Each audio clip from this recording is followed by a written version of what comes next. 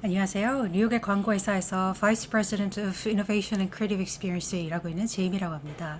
한국에서 초중고등학교를 나와서 미국 대학에 편입한 후에 뉴욕에 취직해서 13년째 일하고 있는데요. 오늘은 여러 번 요청받은 바가 있는 효과적으로 연봉 협상하는 법에 대해서 제 자신의 경험과 제 멘토에게서 배운 지식을 더해서 전부 알려드리겠습니다. 연봉 협상에 앞서서 가장 중요한 점은 협상을 반드시 하겠다는 다짐입니다. 보통 취업 비자를 가진 분일수록 비자 때문에 상대적으로 잡 오퍼를 받기 힘들었던 경험도 있고, 또 회사에서 추가로 변호사 비용을 내서 비자를 스폰서해줘야 되기 때문에 소심해져서 협상하지 않고 바로 오퍼를 받아들이는 경우가 많습니다. 이 비디오에서 말씀드렸듯이 저도 취업 비자를 가지고 있을 때 그냥 연봉을 주는 대로 받아들여 오다가 어느 날 저와 경력이 같은 동료와 제 연봉이 33%나 차이가 난다는 것을 알고 경악했었는데요. 이미 한 번 오퍼를 받아들이고 나면 다른 회사에서 오퍼를 받은 상태에서 카운터 오퍼를 받거나 다른 회사로 옮기지 않는 한 연봉을 많이 올리기가 힘들기 때문에 오퍼를 받아들이기 전에 협상하는 것이 굉장히 중요합니다.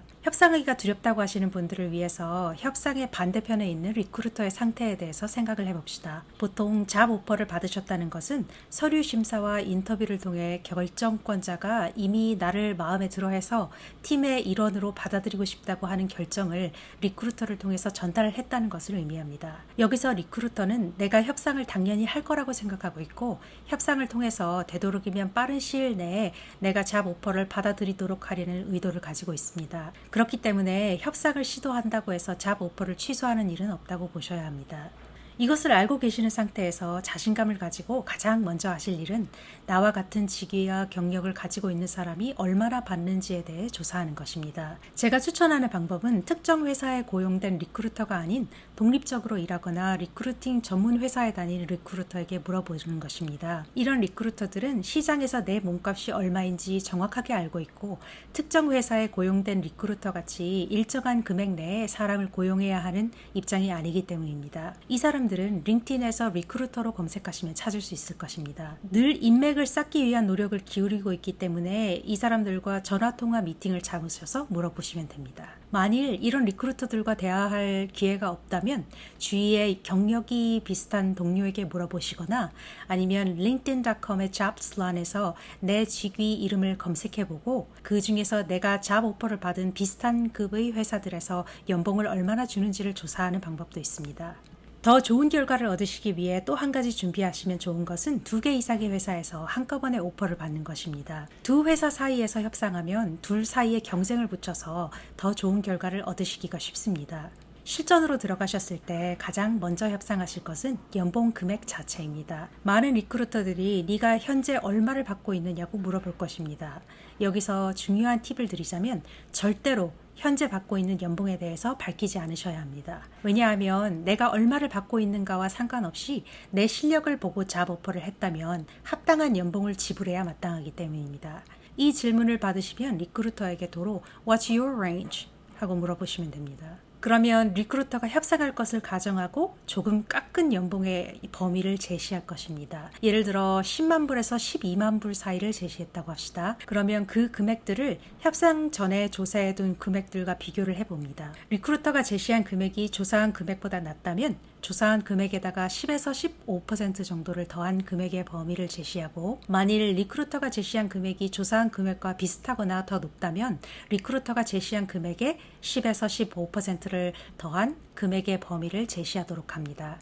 만일 다른 회사에서도 오퍼를 받았는데 그 회사에서 제시한 금액이 더 많거나 지금 회사에서 이미 받고 있는 연봉 쪽이 더 높다면 얼마인지 정확하게 말씀하지 않으시면서 그것을 언급하셔도 됩니다. 싸우자는 톤이나 기죽은 톤이 아니라 서로 충분히 윈윈 할 수 있고, 나는 내 미래의 보스가 마음에 들어해서 뽑아준 재원이라는 것을 명심하신 상태에서 자신감 있으시면서도 부드러운 톤으로 내가 원하는 연봉의 범위를 제시합니다. 여기서 10에서 15% 같이 범위를 주는 이유는 리크루터가 이 범위에서 낮은 쪽을 택하리라는 것을 알고 하는 것입니다. 여기서 세 가지 반응이 나올 수 있는데요. 주어진 범위에서 낮은 쪽, 즉 10%를 인상한 연봉을 주겠다고 협상을 받아들이거나 자신에게 협상할 권한이 없기 때문에 알아보고 알려주겠다거나 혹은 돈이 더 이상 없기 때문에 안 된다고 협상을 거부하는 경우가 있겠습니다. 만일 협상을 받아들이거나 거절한다면 다음 단계의 협상으로 넘어가시면 되고 알아보고 알려주겠다고 하면 결정권자가 따로 있다는 뜻이기 때문에 느긋하게 기다리시면 됩니다. 만일 협상을 거절하면 조금 실망했지만 잘 이해한 기색을 보이시고 대신 다른 것을 협상하고 싶다고 이야기를 이어나가시기 바랍니다. 다음으로 연봉 말고도 협상할 거리는 많으니 반드시 말을 꺼내보도록 합니다. 유급휴가가 무제한이 아니라면 유급휴가 수, 회사 주식을 준다면 주식의 양, 그리고 회사를 통해 영주권 신청을 하시고 싶으시다면 영주권 신청을 지원해 주는지에 대해서도 물어보시고 만일 다른 도시로 이사하셔야 할 경우 이사 비용과 임시 거처를 지원해 달라고도 물어볼 수 있습니다. 만일 모든 협상에서 실패했다면 자신에게 해야 할 질문은 만일 연봉을 올릴 수 있다면 지금 회사에 남고 싶은가? 입니다. 만일 남고 싶다면 오퍼를 준 회사 리크루터에게 언제까지 결정하면 되는지 물어보고 전화를 끊은 후에 현재 회사의 보스에게 다른 회사에서 오퍼를 받았는데 현재 연봉을 일정만큼 올려주면 현재 회사에 남고 싶다고 언제까지 결정해서 알려달라고 알리시면 됩니다. 여기서 팁은 새 회사에서 얼마를 제시했는지 말하지 않고 내가 원하는 연봉 인상의 정도를 요청하는 것입니다. 만일 현재 회사가 원하는 돈을 맞춰준다면 돈을 올려주겠다는 내용을 문서로 받으시고 새로 잡 오퍼를 받으신 회사에 거절 통지를 보냅니다. 만일 돈을 맞춰주지 않겠다고 하면 이미 현재 회사에 관심이 떨어져서 새 회사와 인터뷰를 보았다는 것이 알려졌으므로 아쉽지만 새로 오퍼 받으신 회사에 가시면 됩니다. 한국 분들이 얼마나 열심히 일하시는지는 제가 경험으로 잘 알고 있습니다.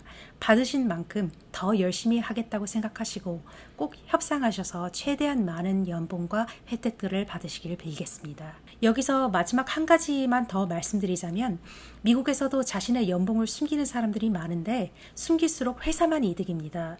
왜냐하면 적게 받고 있는 사람이 자신이 적게 받고 있다는 사실을 몰라서 다시 협상할 수 있는 기회를 만들 수가 없기 때문입니다. 제가 자꾸 제 연봉을 밝히는 이유도 이 때문인데요. 만일 경력이 비슷한 친한 동료가 있다면 서로의 연봉을 자꾸 공유해서 낮은 사람이 협상할 수 있도록 도와주시면 좋겠습니다. 영상이 도움이 되셨다면 좋아요를 눌러주시거나 구독해 주신다면 계속해서 영상을 만드는 데 큰 힘이 됩니다. 보고 싶으신 영상 주제가 있으시다면 댓글로 남겨주시면 참고하겠습니다. 시청해 주셔서 감사합니다.